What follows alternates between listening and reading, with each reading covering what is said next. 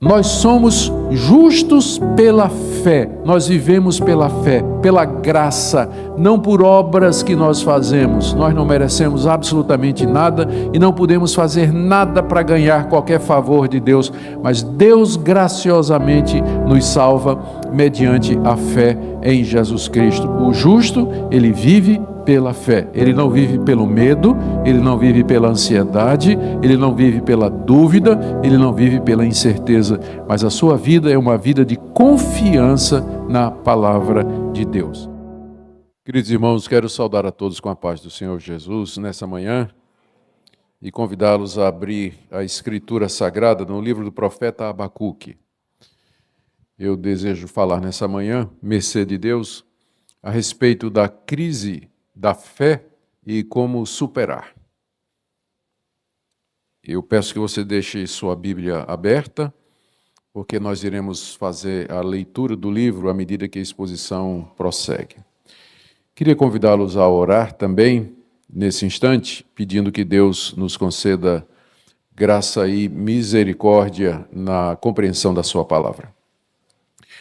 Ó Deus, que bom participar do culto público ao Senhor, desses exercícios espirituais que trazem louvor ao Teu nome e gozo ao nosso coração. Obrigado que o Senhor instituiu o culto como parte da vida do Teu povo aqui nesse mundo.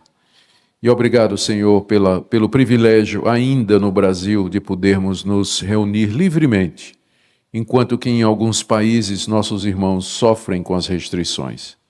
Graças te damos.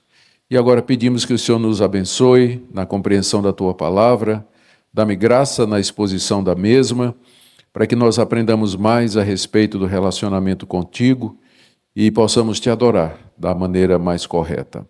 É o que pedimos em nome de Jesus. Amém. Dá para conseguir um pouco de água por conta da garganta? Queridos, o profeta Abacuque viveu um pouco antes da invasão babilônica no reino de Judá.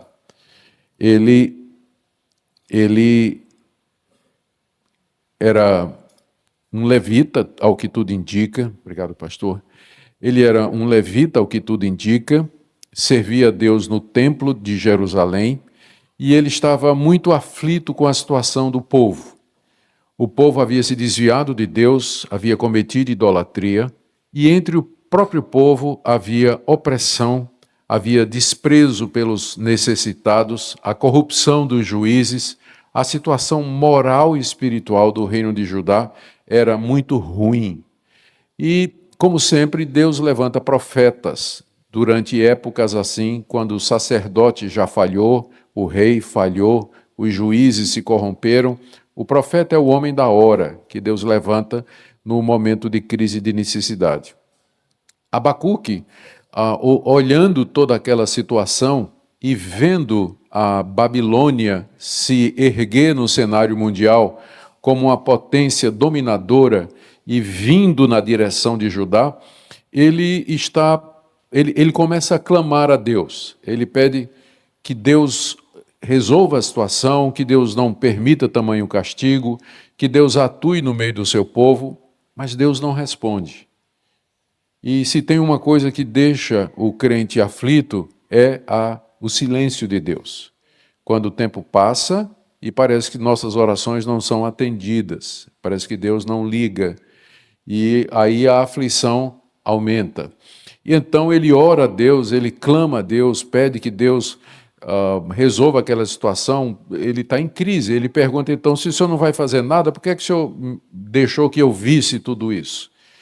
E finalmente, quando Deus responde, ele dá uma resposta totalmente diferente daquela que Abacuque pensava. Deus diz a Abacuque, esse povo que eu estou levantando é para castigar vocês por causa do pecado de vocês, pelo que vocês fizeram. E aí Abacuque entra na segunda crise. Ele diz, Deus, eu entendo que nós precisamos ser castigados pelos nossos pecados, mas como é que o Senhor vai usar o ímpio para castigar o justo? Porque, afinal de contas, nós somos teu povo. Mas o Senhor vai levantar Nabucodonosor, esse rei ímpio, trazê-lo contra a nossa nação? Eu não entendo isso. E aí Abacuque resolve esperar a resposta de Deus. E quando Deus responde, a resposta de Deus é essa: eu vou usar o Nabucodonosor para castigar vocês, mas depois eu vou castigar Nabucodonosor, eu vou castigar a Babilônia pela sua impiedade, pela sua idolatria e porque ela está usando de violência não só contra vocês, mas contra todas as nações.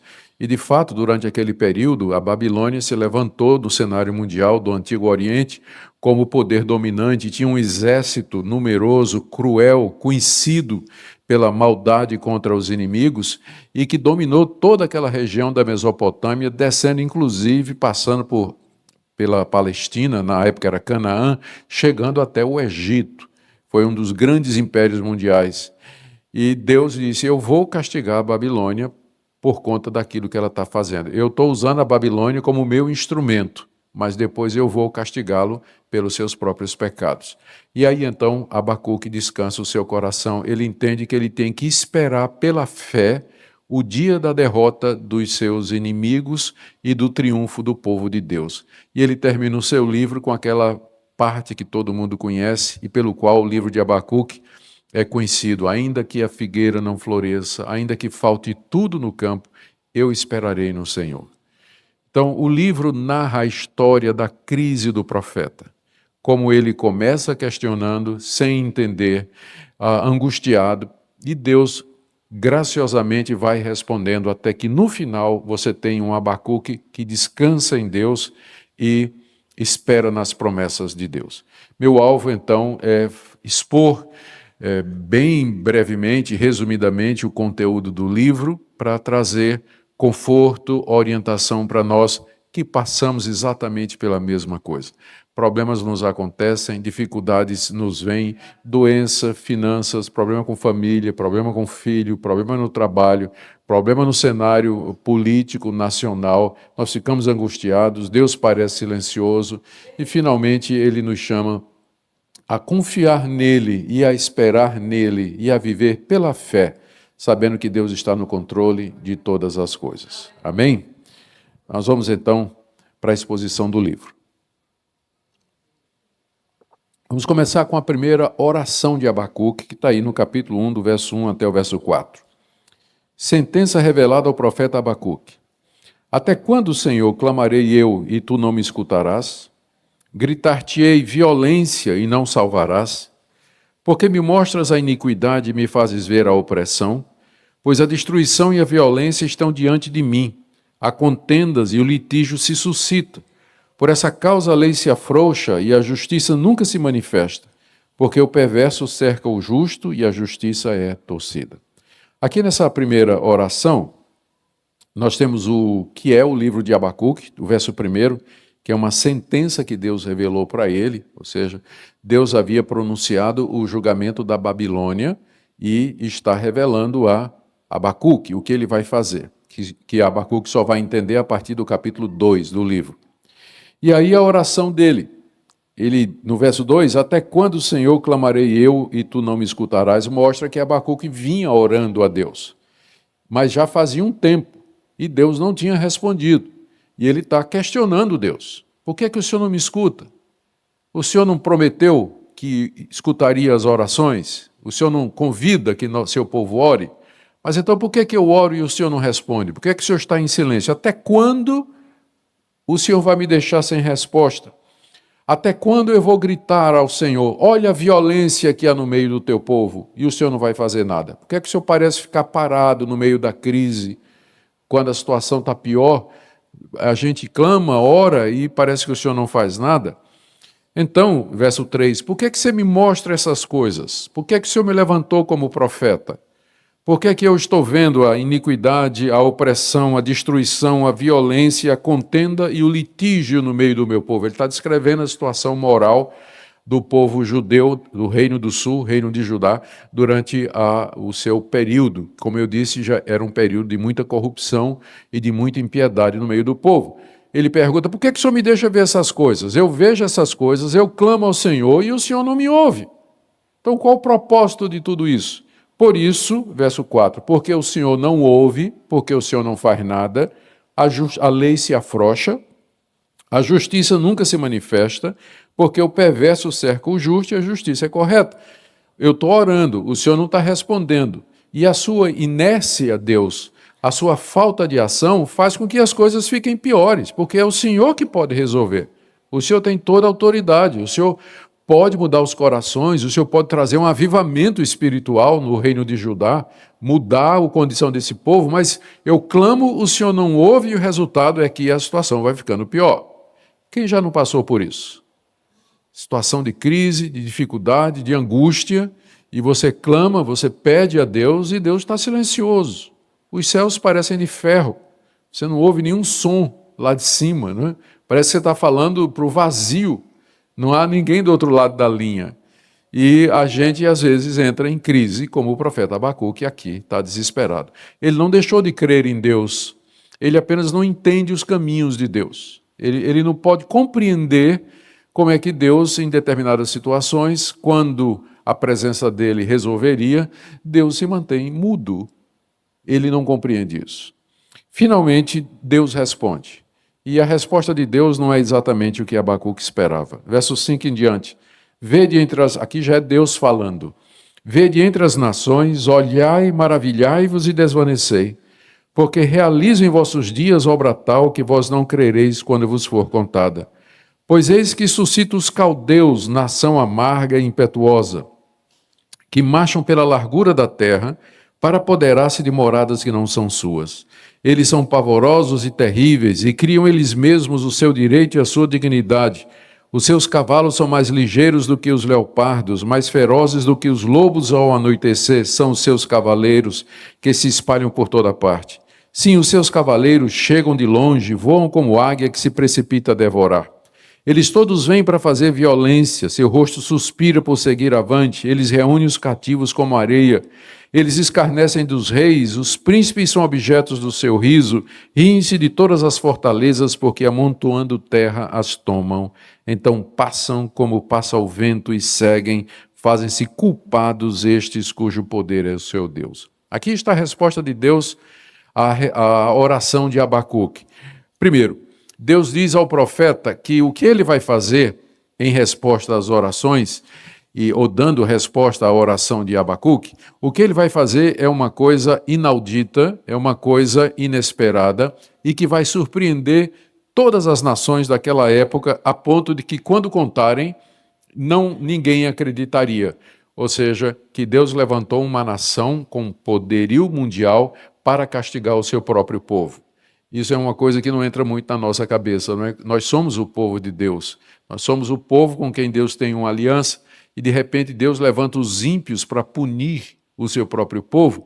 Quando isso é contado, ninguém acredita, ou o pessoal pergunta, que Deus é esse? Ou que tipo de aliança é essa? E que relação é essa do crente com Deus, em que nós estamos sujeitos a ser chicoteados pelos ímpios por conta dos nossos pecados?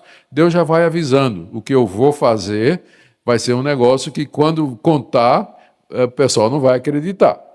Porque ninguém espera que Deus faça uma coisa como essa, porque todo mundo quer um Deus que sempre faça a sua vontade, um Deus que afague sempre o nosso coração, que sempre nos dê prosperidade, bênção e tudo. Ninguém quer um Deus que diz assim, olha, você é meu filho e quando chegar a hora, se precisar, eu vou lhe castigar. E se precisar, eu vou usar o vizinho, né? O vizinho que não é crente. Então, a gente fica meio assustado de ser discípulo e filho de um Deus desse. Mas é isso que Deus é. É isso que Ele é na sua majestade, na sua glória, no seu poder, na sua justiça e na sua soberania de fazer aquilo que Ele entende que é melhor. E aí Ele avisa o que é que vai fazer. No verso 6, eis que suscita os caldeus. Os caldeus é outro nome para os moradores da região da Mesopotâmia. Naquela época, Nabucodonosor estava surgindo no horizonte como grande imperador. Ele já havia derrotado os assírios, e o reino assírio havia sido submisso ao rei Nabucodonosor, e ele vinha descendo. Se você olhar o mapa, na Mesopotâmia aqui, a nação de Israel aqui, o Egito mais embaixo. Então, ele já estava marchando contra o Egito, para conquistar o Egito, e no caminho ele ia passar por Canaã. E aonde ele passava, ele estava tomando as terras, estava dominando, escravizando, usando a máquina do seu exército, que era um exército poderoso. Ele diz aqui no verso 6 que os caldeus são uma nação amarga e impetuosa que marcham pela largura da terra para apoderar-se de moradas que não são suas. Nabucodonosor e o reino babilônico, os caldeus, tinham um projeto de dominação mundial, queriam ter o domínio do mundo, e eles faziam isso pela guerra de conquista. Eles vinham e avançavam contra as nações, invadiam, tomavam as principais cidades, matavam os nobres, matavam os reis, deixavam seus delegados para serem autoridade naquilo ali, e eles estavam marchando para ser o império mundial, e Israel estava no caminho. Era a próxima nação, era a bola da vez, era a nação de Israel. E aí, do verso 7 até o verso 11, Deus dá uma descrição do poderio militar dos babilônicos para impressionar Abacuque e dizer a Abacuque que não tem como Israel subsistir. Israel não vai aguentar ou resistir diante da invasão babilônica. Eles serão certamente tomados e levados em cativeiros, e os que não forem mortos pela guerra. Eles são, diz aí o verso 7, pavorosos e terríveis, e criam eles mesmos seu direito e sua dignidade. Eles não se sujeitam, por exemplo, a leis internacionais, como nós temos hoje. Existem leis internacionais que governam ou que orientam quando há guerra, né, o cuidado com os prisioneiros, não pode fazer determinadas. Há um direito internacional que as nações geralmente respondem. E quem não responde, vai responder por crimes de guerra nos tribunais da ONU e assim por diante. Então, hoje existe isso. Mas os babilônicos faziam o seu próprio direito. Nós agimos como nós queremos, nós temos as nossas regras, não respeitamos a opinião dos outros, e assim eles estavam marchando.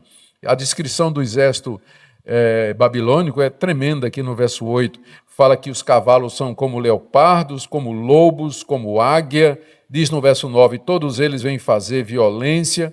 O rosto suspira por seguir avante, quer dizer, eles querem mais e mais.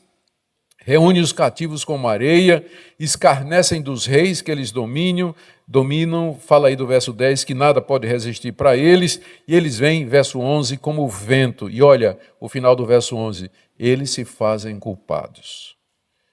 Quer dizer, por conta de toda essa violência que eles estão usando, Deus os levantou para cumprir um propósito, mas eles gostaram de ser chicote e estavam usando de extrema violência contra as nações.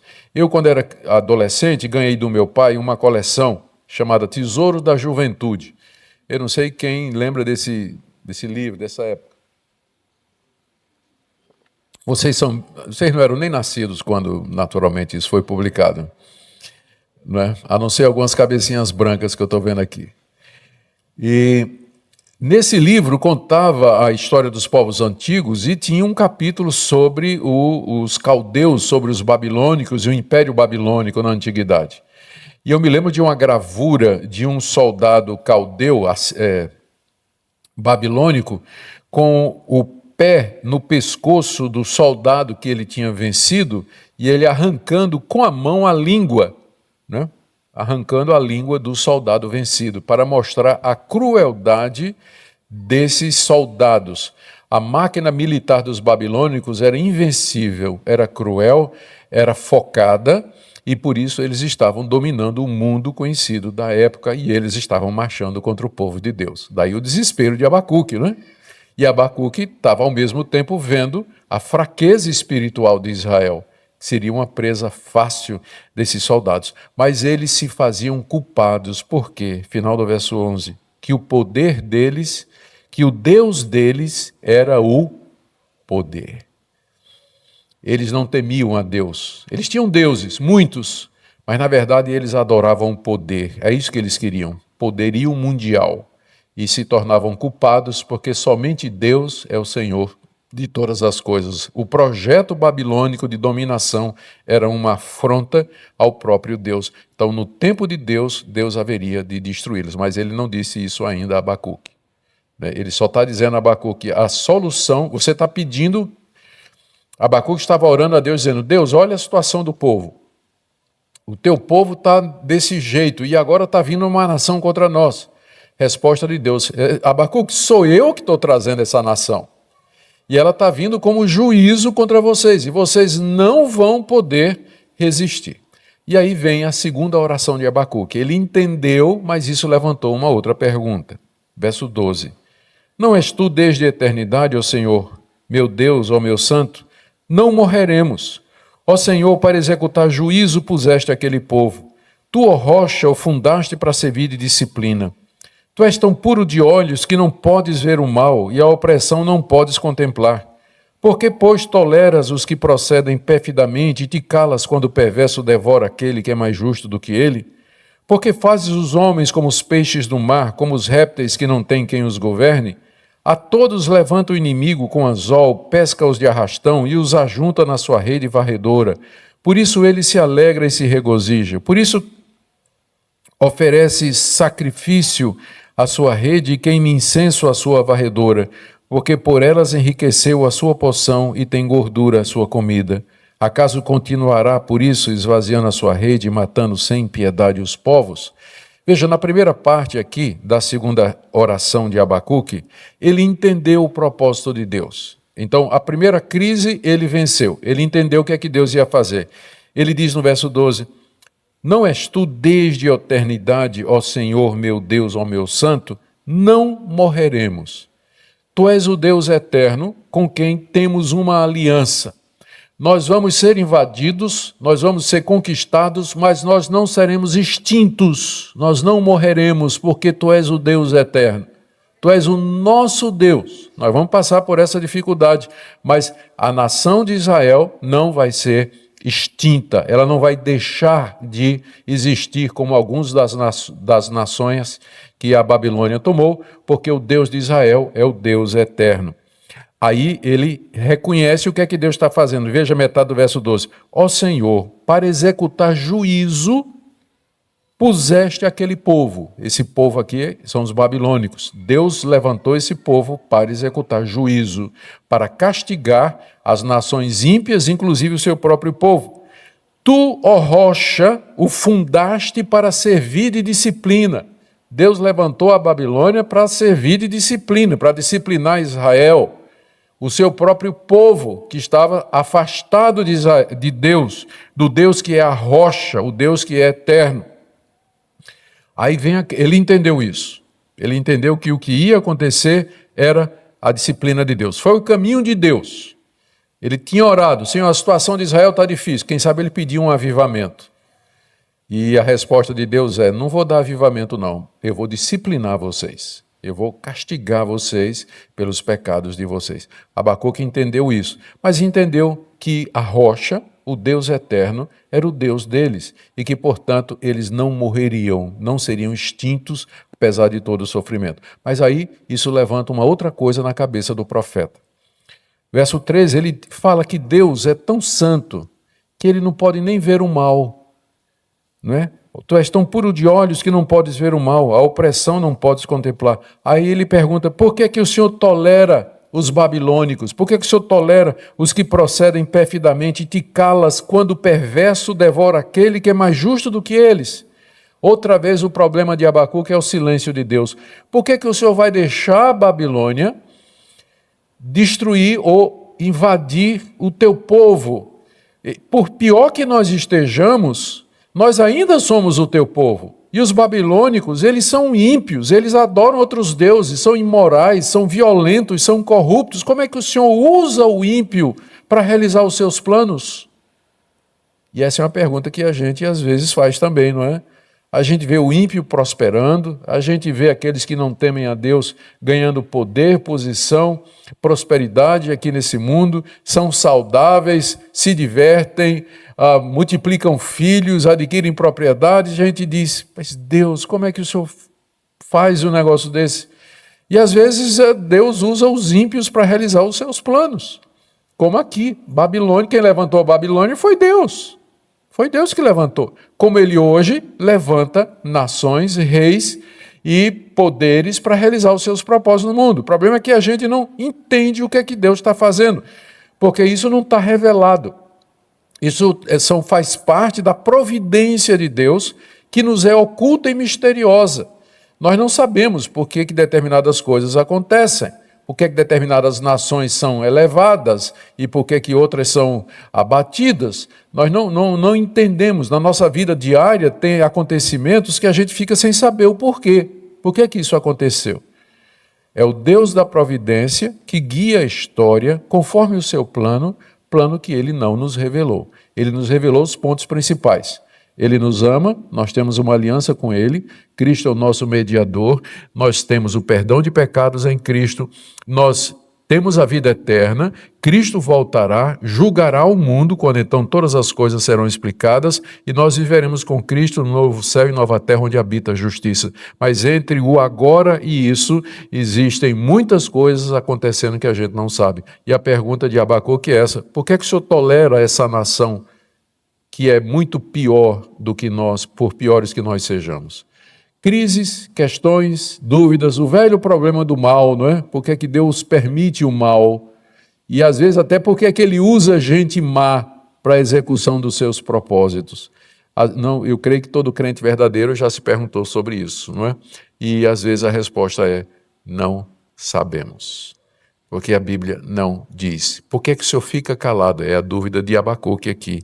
Por que o Senhor silencia quando o perverso devora aquele que é mais justo do que ele? E aí Abacuque, do verso 14 até o verso 17, como que para mostrar a Deus a violência dos babilônicos, descreve a conquista em termos de uma pescaria. O rei da Babilônia é como um pescador que está lançando a rede e pescando homens e nações e trazendo para si. Verso 14, por que o Senhor faz os homens como peixes do mar, que não tem quem os governe? A todos levanta o inimigo com um anzol. Veja, ele compara o rei da Babilônia a um pescador, não é? Que agora está usando o anzol. Aí ele menciona no verso 15, a rede de arrastão e a rede varredora. E ele diz, ó Deus, olha que argumento aqui de Abacuque, o cabo é bom de argumento. Ele diz para Deus: por isso oferece sacrifício à sua rede e queima incenso à sua varredora, porque por elas enriqueceu a sua porção e tem gordura a sua comida. É como se ele dissesse assim: Deus, quanto mais o rei da Babilônia prospera, mais ele vai adorar os seus deuses, porque ele está pensando que isso tudo que ele está conquistando é por conta dos deuses dele. É o que acontece hoje em dia, quando uma pessoa faz uma promessa a Deus, está doente, né, e faz uma promessa a um santo, né, Santo Antônio. Santo Antônio é o casamenteiro, né? Então, uma moça, né, que está meio desesperada, ela faz uma promessa a Santo Antônio. E aí, de repente, aparece um príncipe encantado, ela casa, a quem ela vai agradecer? Santo Antônio, mesmo que Santo Antônio não fez nada, não pode, esses santos não fazem nada, foi Deus que fez. Mas aí, quando a pessoa é abençoada por Deus, ela vai agradecer ao seu Deus predileto. E é o que acontece com o rei da Babilônia, está dizendo aqui Abacuque. Ele vai queimar incenso à rede, porque vai achar que foi o seu poder que conquistou todas estas coisas. E aí Abacuque pergunta: é isso que o senhor quer? Que quanto mais Nabucodonosor conquista, mais idólatra ele se torna. Ele mais vai se levantar contra o Senhor. E Abacuque está realmente em crise, não é? Aí ele diz, verso 17, acaso continuará por isso esvaziando a sua rede e matando sem piedade os povos? Que situação do profeta, não é? Sem entender os caminhos de Deus, Deus silencioso. Quando Deus responde, a resposta não é o que ele quer. O problema do mal é levantado, a situação está difícil, então ele toma uma decisão, capítulo 2, verso 1. Por-me-ei na minha torre de vigia, colocar-me-ei sobre a fortaleza e vigiarei para ver o que Deus me dirá e que resposta eu terei à minha queixa. Aqui está a resposta da fé. Embora a fé de Abacuque não tivesse esclarecida, mas ainda assim era suficiente para ele descansar. Eu orei, agora eu vou esperar a resposta. E é uma coisa que a gente precisa aprender. A gente não somente tem que orar, mas a gente tem que esperar a resposta. Tem que vigiar. Ele aqui usa a figura de um vigia no alto de uma torre, de uma muralha, de uma cidade fortificada, que fica olhando no horizonte para ver se aparece algum mensageiro ou alguém trazendo alguma notícia. Abacuque resolveu ficar na torre de vigília e esperar a resposta de Deus. O que é que Deus, ele diz aqui, não é? O que é que Deus me dirá e que resposta eu terei à minha queixa? Ele não desistiu. Infelizmente, o que é que acontece com muita gente que às vezes entra na igreja, começa a participar?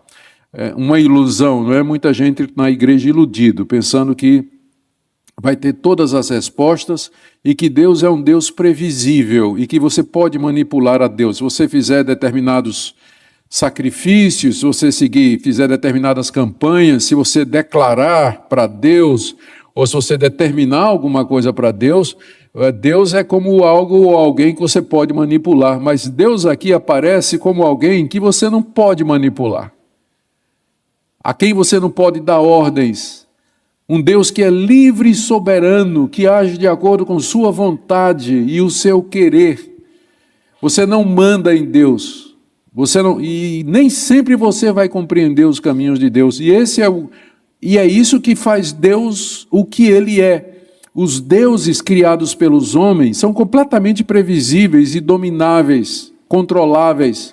Os deuses antigos da mitologia grega, das religiões de mistério, do Império Romano, todos esses das religiões pagãs que existem hoje, são deuses feitos à imagem e semelhança do homem. Mas o Deus da Bíblia, Ele é o Senhor soberano, Criador de todas as coisas, muito maior do que nós. E nós não podemos pretender conhecer a Deus, nós somos criaturas limitadas, subjetivas, pecadoras, que não têm conhecimento dos fatos, e às vezes a gente julga Deus, a gente reclama de Deus, a gente acha que Deus está fazendo a coisa errada, como Abacuque aqui. Que absurdo! Deus sabe o que faz, a gente é que não sabe o que diz, não é? Deus sabe o que faz, a gente é que não sabe o que diz. É o caso aqui.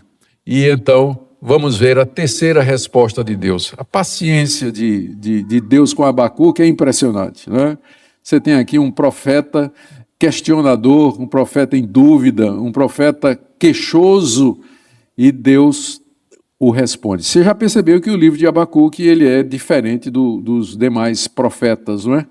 Abacuque aqui não está profetizando nada, ele está narrando a experiência pessoal que ele teve com Deus. Mas como tem aqui no meio do relacionamento com Deus uma profecia da derrota da Babilônia, então esse livro foi reconhecido pelos judeus como sendo um livro profético.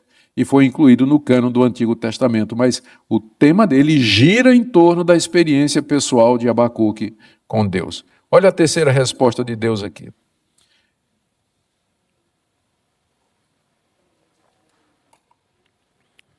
A partir do verso 2. O Senhor me respondeu. Que coisa maravilhosa, né? Quando Deus responde. Até aqui ele estava dizendo, Deus, o Senhor está calado, o Senhor não fala, o Senhor não diz nada. O Senhor me respondeu. E disse, escreve a visão. É como se dissesse assim, Abacuque, eu vou te dar uma visão, a minha resposta para você é uma profecia, é uma visão do que vai acontecer. Escreve a visão, grava sobre tábuas para que possa ler até quem passa correndo.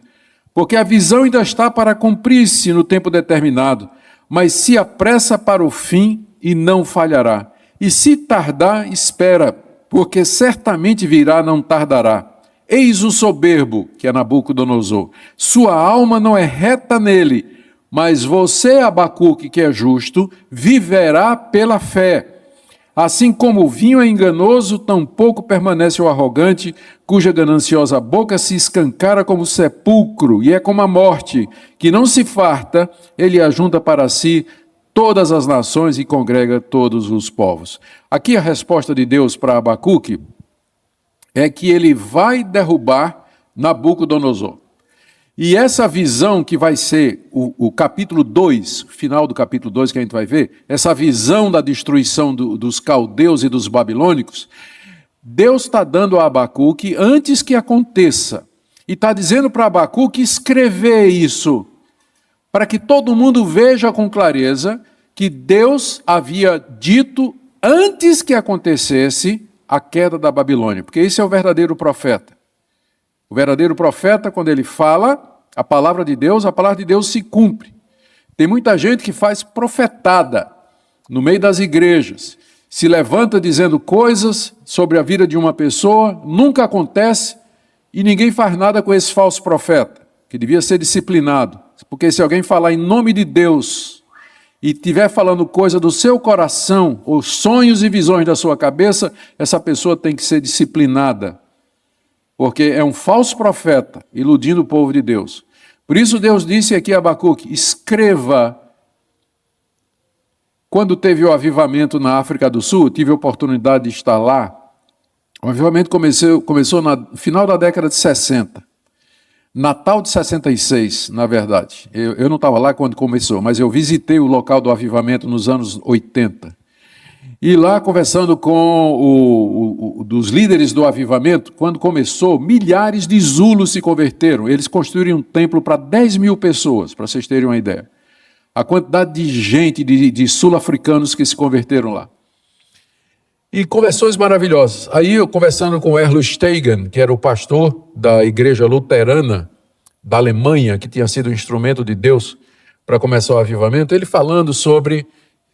teve muitas curas, mas durante o culto, de repente um cego começava a ver, um surdo começava a ouvir, uma pessoa deficiente se levantava da cadeira de rodas e começava a andar. Não tinha reunião de oração para isso, para cura, sinais e prodígios, mas acontecia à medida que Deus estava agindo no meio do povo.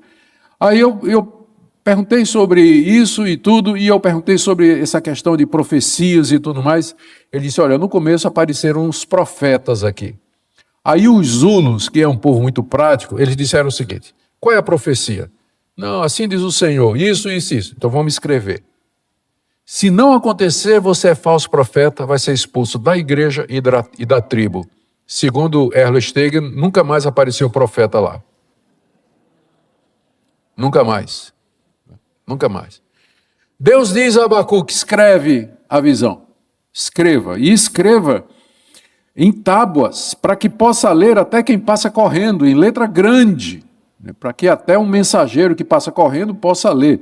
Aqui é o primeiro outdoor, da história.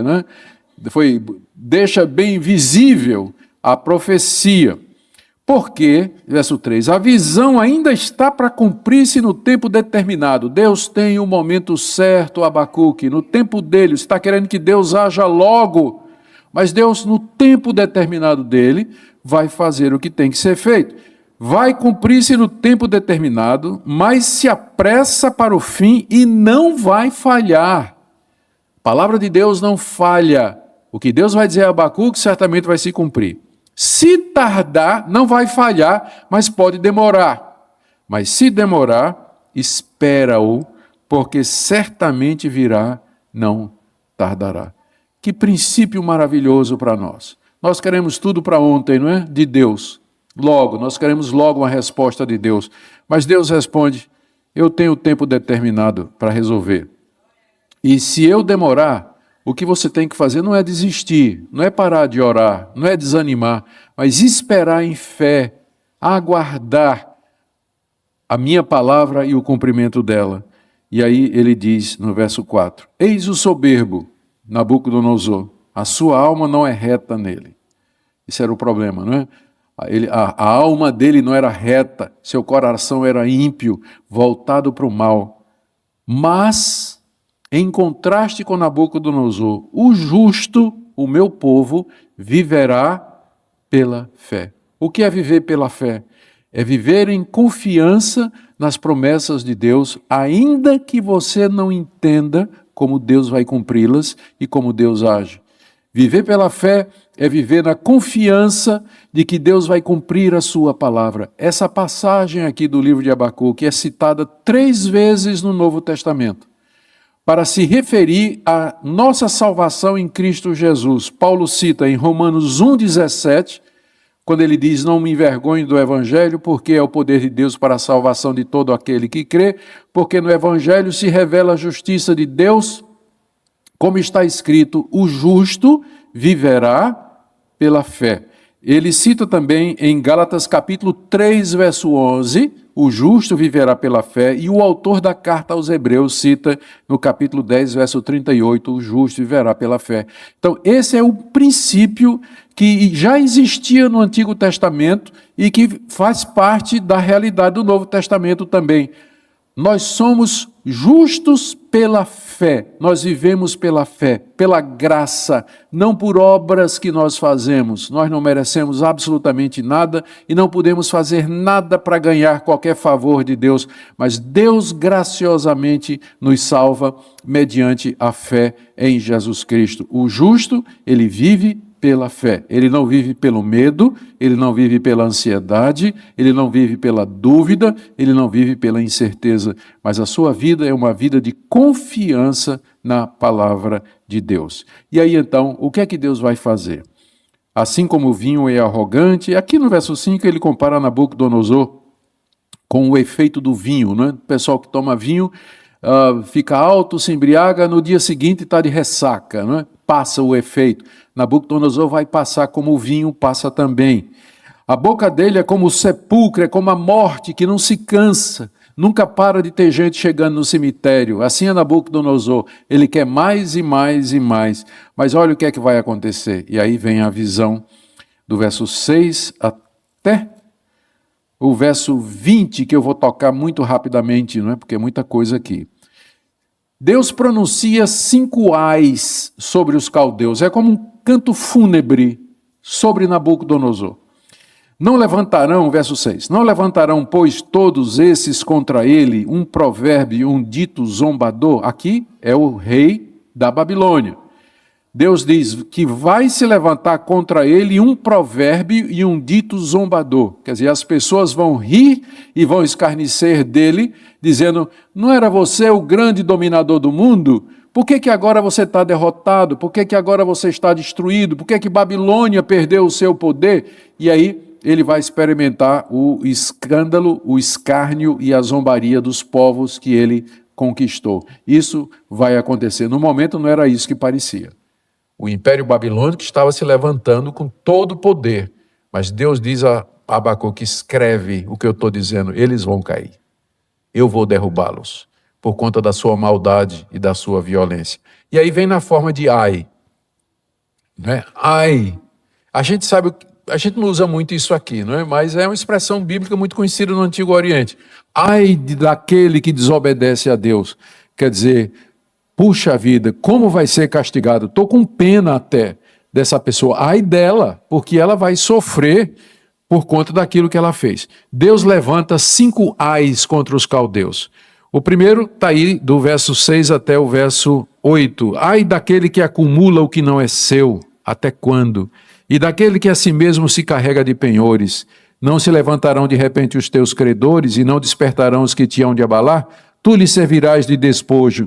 Visto como despojaste a muitas nações, todos os mais povos te despojarão a ti, por causa do sangue dos homens e da violência contra a terra, contra a cidade e contra os seus violentos moradores.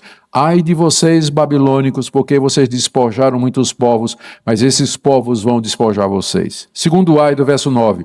Ai daquele que ajunta em sua casa bens mal adquiridos para pôr em lugar alto o seu ninho, a fim de livrar-se das garras do mal. Vergonha maquinaste para a tua casa, destruindo tu a muitos povos, pecaste contra a tua alma, porque a pedra clamará da parede e a trave lhe responderá do madeiramento. Ai de vocês, babilônicos, porque vocês destruíram reinos, derrubaram casas, e no dia do juízo, quando eu julgar vocês, a pedra vai falar pro madeirame, a pedra clamará da parede e a trave responderá do madeirame, dizendo, sim, foi Nabucodonosor quem nos destruiu.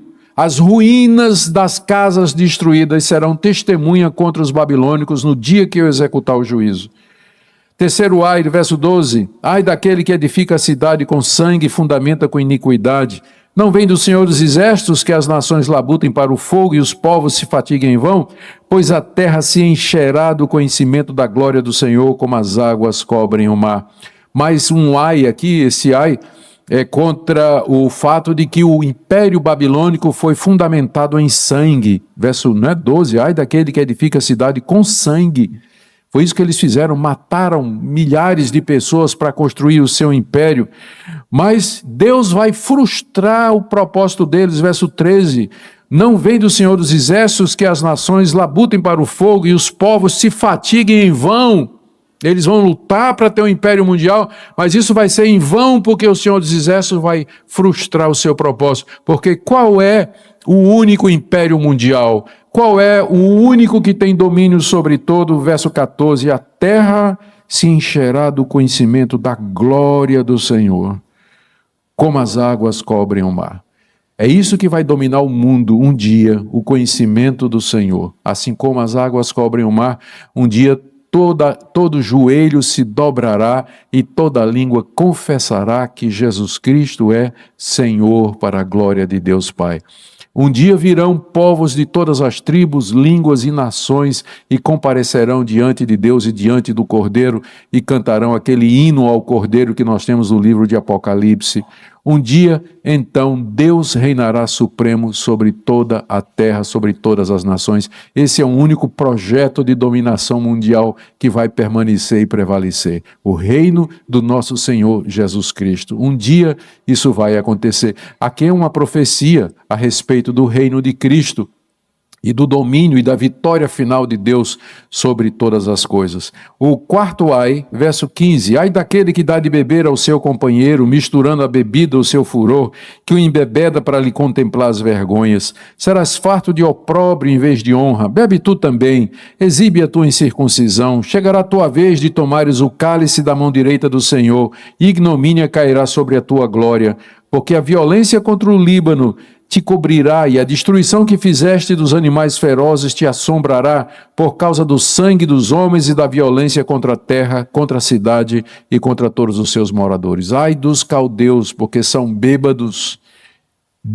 sem vergonha, verso 15, embebedam uns aos outros para ficarem nus. Vocês estão cheios de opróbrio, vai chegar, vocês gostam de beber? Então Deus vai dar uma taça para vocês beberem, mas ela está cheia da ira de Deus, o cálice da ira de Deus, verso 16. E toda a violência que vocês fizeram contra a natureza, contra o Líbano, os animais ferozes, o sangue dos homens, da violência da terra, tudo isso vai se levantar contra vocês. Ai dos babilônicos. O último ai está no verso 19, mas ele começa no 18. Que aproveita o ídolo, visto que o seu artífice o esculpiu, e a imagem de fundição mestra de mentiras, para que o artífice confie na obra fazendo ídolos mudos. Ai daquele que diz à madeira, acorda, e a pedra muda, desperta. Pode o ídolo ensinar? Eis que está coberto de ouro e de prata, mas no seu interior não há fôlego nenhum. O Senhor, porém, está no seu santo templo, cale-se diante dele toda a terra. O último ai é esse aqui, ai dos babilônicos, porque eles são idólatras. Eles são construtores de ídolos vãos que não respondem e não adoram o verdadeiro Deus. Mas, em contraposição e em contraste aos ídolos mudos dos babilônicos, verso 20, o Senhor está no seu santo templo. O templo aqui, tanto é o templo de Jerusalém, quanto a habitação celestial de Deus. Deus está entronizado no trono do universo, sentado no trono do universo. Ele domina sobre tudo e todos. Calem-se diante dele, cale-se diante dele toda a terra. Não critique Deus. Não atribua a Deus falta. Fique mudo diante dele, porque você não tem o que dizer diante da majestade de Deus. Você não sabe, você não compreende, você é limitado, você é um pecador, você merece o juízo de Deus por conta dos seus pecados. Se Deus lhe der alguma coisa, é graça. Se você recebe alguma coisa boa, é uma cortesia do Todo-Poderoso para você, porque Ele não tem obrigação de lhe fazer nada. Diante dele só nos resta uma atitude, né? Ficar mudo. Não quer dizer que a gente não possa chorar como Abacuque, né? Que Abacuque gemeu, queixou-se, perguntou, questionou, obteve as respostas, se entristeceu, finalmente compreendeu e calou-se diante de Deus. Acalmou o seu coração diante da soberania e da grandeza de Deus. Às vezes a resposta que a gente tem para as crises da vida é só essa: Deus é o que é. Ele é o que é, a sua grandeza, o seu poder, a sua majestade. Ele é o que Ele é. Eu não entendo os caminhos de Deus, mas eu sei que Ele é justo, Ele não vai fazer nada errado. Ele não vai fazer nada que seja contrário à sua natureza. Por isso aquieto minha alma diante de Deus. Eu não sei porque eu estou passando por essa doença, eu não sei por que esse sofrimento financeiro, eu sei que tudo contribui para o meu bem, porque o Deus eterno, o Deus que é a rocha, faz tudo acontecer para o bem daqueles que o amam. Romanos capítulo 8, verso 28. Aleluia. Vamos agora para a última oração de Abacuque, que é o capítulo 3. Paciência, gente, estamos chegando no final. O pastor disse que eu podia até 5 horas da tarde aqui, sem problema. Mas tem uma vantagem, você vai poder sair daqui dizendo que pelo menos você já leu um livro inteiro da Bíblia. Tá? Você que nunca leu um livro todo da Bíblia, você vai sair daqui hoje dizendo: olha, li um livro todinho da Bíblia. Certo? A oração do profeta está aí. E ela é na forma de um canto. Por quê? Resposta, veja, no final do livro, último versículo: ao mestre de canto para instrumento de cordas. Por quê? Porque ele era um levita, Abacuque era um profeta, ele era levita, e ele ministrava no templo, ele compunha, e ele compôs esse salmo aqui. Isso é um salmo, capítulo 3. E talvez para ser cantado lá no templo de Jerusalém, né? Porque ele diz aqui, inclusive, como é que ele tem que ser cantado? Com instrumento de cordas. E o mestre de canto era o regente do coral, dos levitas, deveria então entoar isso aqui, juntamente com o instrumento de cordas. Era para ser cantado no templo, para encorajar os judeus diante do sofrimento que haveria de vir, diante da crise que estava se aproximando, para animar o coração deles. Oração do profeta Abacuque sob a forma de canto. Primeira parte aqui, Abacuque manifesta, ele reage diante de tudo que ele ouviu. Tenho ouvido, ó Senhor, as tuas declarações, que foram estes ais, né, que nós acabamos de ler. Tenho ouvido as tuas declarações e me sinto alarmado. Aviva a tua obra, ó Senhor, no decorrer dos anos, e no decurso dos anos faze-a conhecida. Na tua ira, lembra-te da misericórdia. Quando ele diz aqui, aviva a tua obra, ó Senhor, no decorrer dos anos, quer dizer, faz agora o que o Senhor já fez antes. Reaviva as tuas obras, ou seja, desperta, Senhor, e faz o que o Senhor fez antes. O que é que o Senhor fez antes? Ele vai dizer aqui, logo em seguida, a partir do verso 3. Ele vai lembrar os atos gloriosos de Deus no passado. As intervenções de Deus salvando o seu povo, em que Deus mostrou o seu poder. O que ele faz aqui do verso 3 até o verso 15 é uma recapitulação escrita de maneira poética da história dos grandes feitos de Deus com a nação de Israel. Senhor, como o Senhor antes abriu o mar vermelho, o Senhor nos tirou do Egito, o Senhor parou o sol, Tu és o Deus poderoso, então faz isso de novo, salva-nos dessa situação, tenha misericórdia de nós. Não é isso que ele pede aqui? Eu vi as tuas declarações, estou alarmado, aviva a tua obra, renova os teus feitos, Senhor, no decorrer dos anos, e faze-a conhecida. Na tua ira, a ira aqui é o castigo que vem com os babilônicos, lembra-te da tua misericórdia, não nos castigues mais do que nós podemos suportar. Que a tua mão não seja mais pesada do que eu possa aguentar. E que maravilha, que promessa nós temos de Deus. 1 Coríntios capítulo 10, não veio sobre você provação ou tentação que não fosse humana, mas Deus não vai permitir que você seja tentado mais do que você pode suportar, porque juntamente com a provação Ele vai dar o escape para que você possa aguentar. É isso que Abacuque está pedindo aqui. Na tua ira contra nós, lembra-te que tu és misericordioso e não nos trata conforme os nossos pecados, mas segundo as tuas misericórdias. Eu vou ler, gente, do verso 3 até o verso 15, fazendo um breve comentário, porque a gente lê aqui e a gente vê se a gente não consegue discernir exatamente a que evento Abacuque está se referindo? Mas dá para ver alguma coisa, e eu vou dizer para vocês o que é que eu acredito que Abacuque está lembrando aqui. Primeiro, a aparição de Deus no Monte Sinai, quando ele deu a lei a Israel, verso 3, Deus vem de Temã, do Monte Parã, que é o mesmo nome para o Monte Sinai. Deus vem de Temã e do Monte Parã vem o santo, a sua glória cobre os céus e a terra se enche do seu louvor.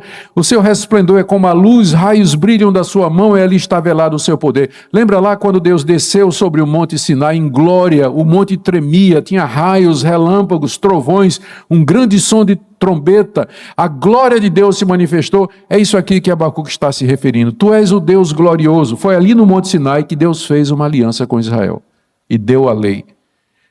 Senhor, lembra-te que nós somos o teu povo. Lá no Monte Sinai, quando o Senhor veio com glória, o Senhor fez conosco um pacto. Do verso 5 até o verso 6, ele está se referindo provavelmente à libertação do Egito e às pragas que Deus mandou sobre os egípcios. Adiante de Deus vai a peste, e a pestilência segue os seus passos. Ele para e faz tremer a terra, olha e sacode as nações, esmigalham-se os montes primitivos, os outeiros eternos se abatem, se referindo ao que ele fez na terra do Egito, quando mandou a peste, a pestilência, destruiu praticamente o Egito, quando acabou com as colheitas dos egípcios, com a chuva de pedra e gafanhotos e outras pragas mais. É o Deus poderoso que sempre agiu contra os inimigos do seu povo.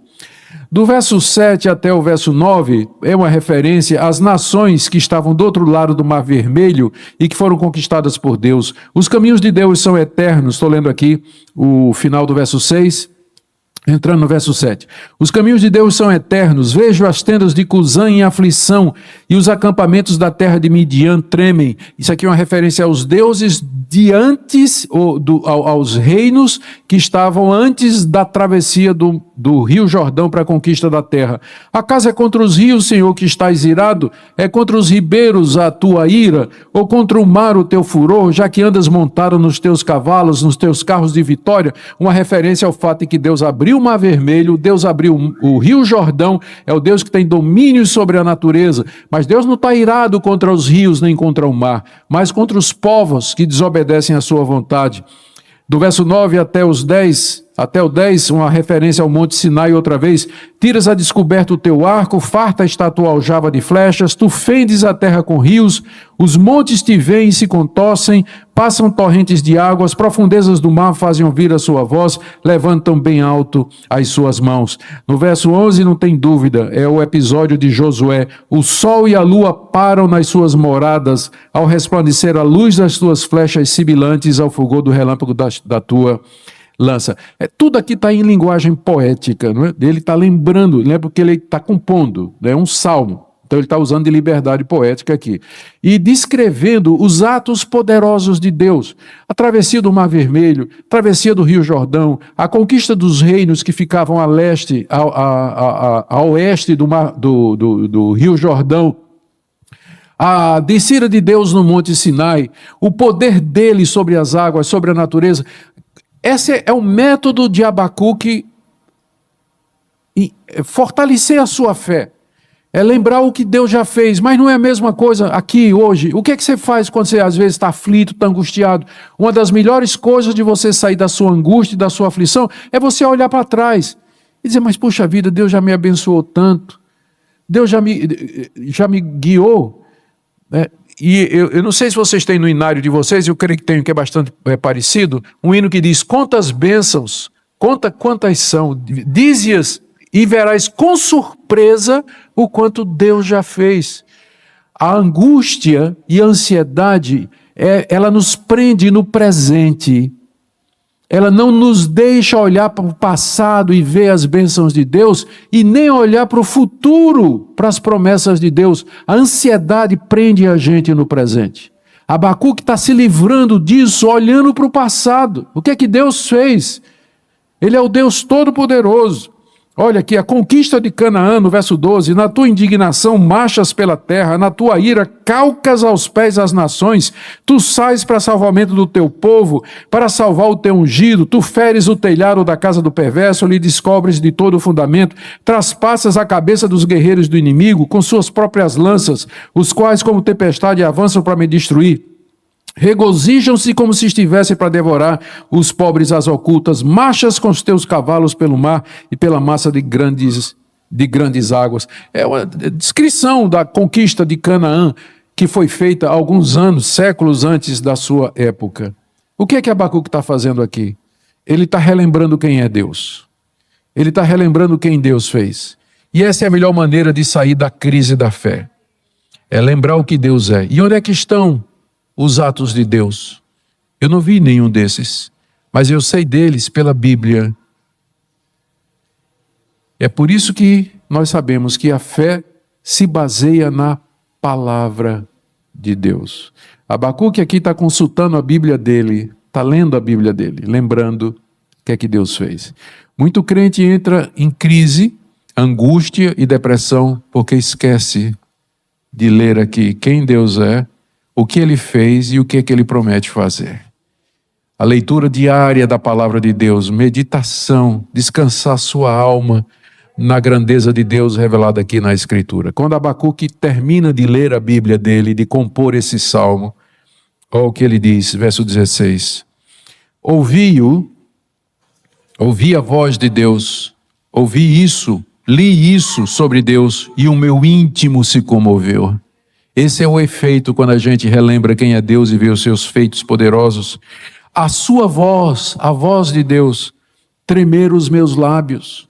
Entrou a podridão nos meus ossos. Ele está descrevendo aqui o efeito que a palavra de Deus teve no seu coração. E os joelhos me vacilaram.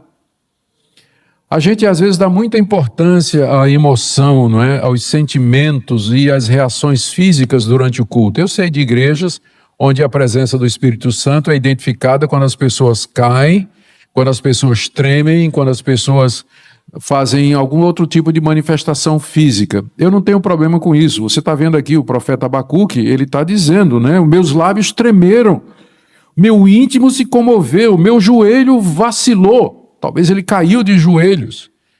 Mas eu não tenho problema com isso, porque isso aqui é reação à palavra de Deus.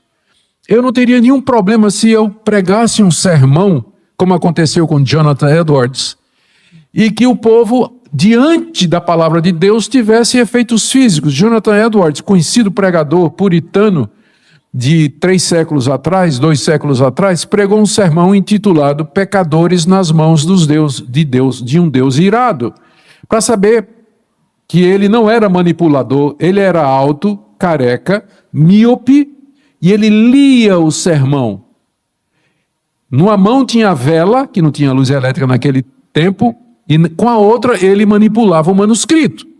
Tinha tudo para ser o pregador mais monótono do mundo de escutar. Mas naquele dia, quando ele pregou isso aqui, os homens da igreja se levantaram e se agarraram com as colunas do templo, dizendo: eu estou vendo o chão se abrir e o inferno nos esperando. Oh Deus, salva-nos. Foi uma gritaria, gente de joelho, gente chorando. Eu não tenho problema com isso. Meu problema é que quando não tem nem palavra pregada, não tem doutrina nenhuma sendo exposta e o povo está rolando no chão, imitando galinha, correndo pelo templo e tudo mais. Não teve nem pregação teve. Não teve palavra de Deus. Então, eu não tenho problema com a reação emocional e física quando a palavra de Deus é pregada. Chore, meu irmão.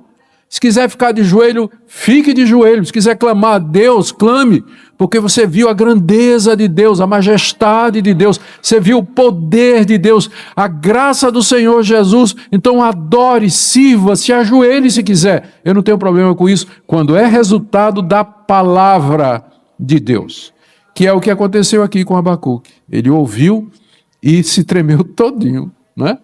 Se tremeu todinho. Que Deus permitisse que isso acontecesse com frequência. E aí a conclusão dele, final do verso 16. Pois em silêncio eu devo esperar o dia da angústia que virá contra o povo que nos acomete. Em silêncio, não é? Deus já tinha dito que ele ficasse mudo. Deus está no seu santo templo, cale-se diante dele toda a terra, e aqui ele diz, em silêncio eu vou esperar o dia do cumprimento da promessa. Que promessa?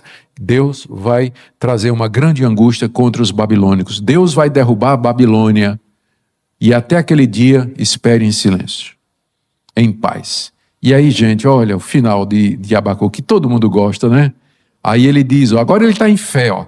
Ainda que a figueira não floresça, nem haja fruto na vide, o produto da oliveira minta, os campos não produzam mantimento, as ovelhas sejam arrebatadas do aprisco, nos currais não haja gado, todavia eu me alegro no Senhor, exulto no Deus da minha salvação. O Senhor Deus é a minha fortaleza e faz os meus pés como os da coça e me faz andar altaneiramente. Ainda que os babilônicos cheguem na minha terra de Judá, que eles destruam todas as plantações, que eles confisquem todo o fruto, todo o grão, ainda que eles matem todo o gado, levem o gado como despojo, ainda que me falte comida, me falte condições de viver, ainda assim, essa é a chave, ou todavia, no verso 18, eu me alegro no Senhor e exulto no Deus da minha salvação. Eu considero esse versículo como sendo o resumo e a conclusão da crise de fé de Abacuque. Ele diz, Deus pode deixar os babilônicos vir, agora eu entendi. Tu és o Deus Todo-Poderoso, tu és o Deus Eterno. Pode deixar os babilônicos vir, ainda que me falte tudo, eu não deixarei de confiar no Senhor e de me alegrar no Senhor. Gente, a aplicação desse livro é claríssimo para nós hoje. Vivemos numa época de crise, numa época de angústia, de dificuldade. As pessoas sofrem, encontram problemas na área financeira, na área de doença. E elas questionam a Deus. Deus, eu sou teu filho, eu sou fiel, eu sempre fiz tudo. Frequentei a igreja, sou dizimista, contribuo regularmente, mas agora minha empresa fechou, perdi meu emprego. Por que disso tudo? O que é que está acontecendo nisso aqui?